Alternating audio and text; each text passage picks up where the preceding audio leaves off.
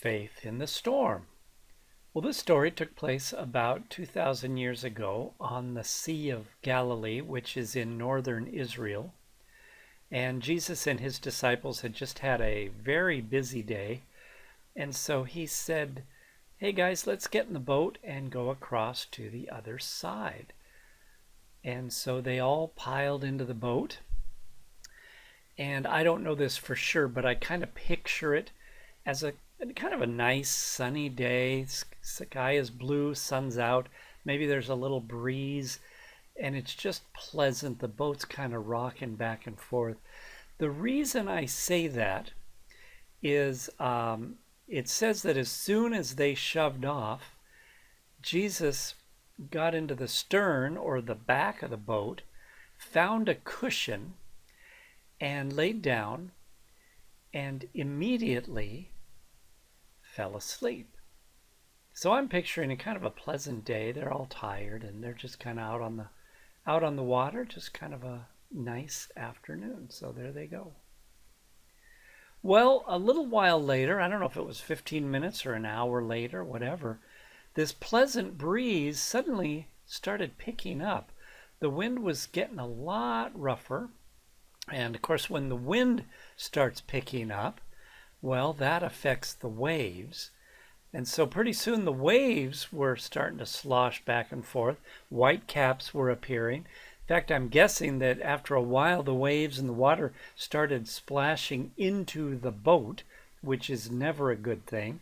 And after a short while, all of a sudden the boat was bobbing around like a cork. And these guys are starting to panic. Now that says something, because at least three of them, Peter, James, and John, maybe even other of the disciples, were fishermen. They made a living on this sea. So if they're terrified, it makes me think this was one nasty storm. So there they are, rocking and rolling in the middle of the storm. In the middle of it, they look back and realize Jesus is still fast asleep in the back of the boat. So I don't know which ones, whether it was Peter, James, John, whoever, went running to the back of the boat.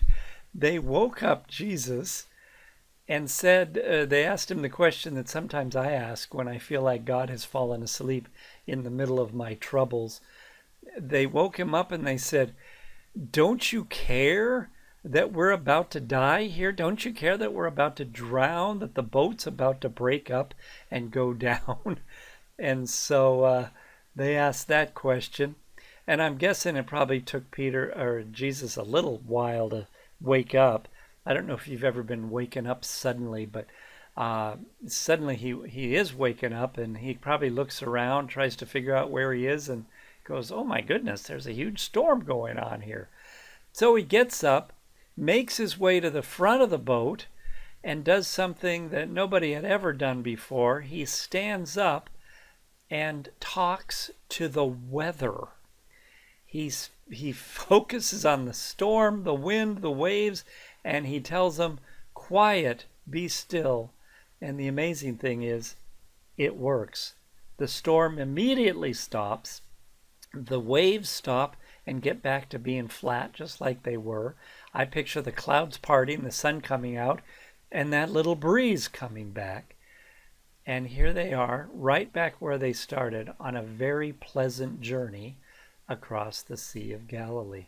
When it was all over, Jesus looked at him and asked an interesting question. He said, "Where is your faith?" He didn't say, "Why were you scared?" or "Why don't you have any faith?"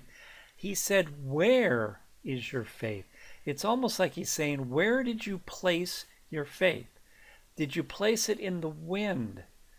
Did you place it in the waves or the storm? You know what the wind, the waves, and the storm can do because you've been on the sea all this time.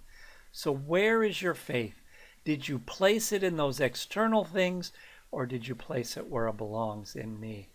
Well, I don't know about you, but sometimes when I'm going through a storm of life, a difficult time, it's really easy for me to place my faith in my circumstances, or my feelings, or other people's opinions, or place faith in my fears, when I really should be placing my faith in God and believing He loves me. He's got a good plan for me. So, a good reminder from the disciples and for you and me is watch where you put your faith.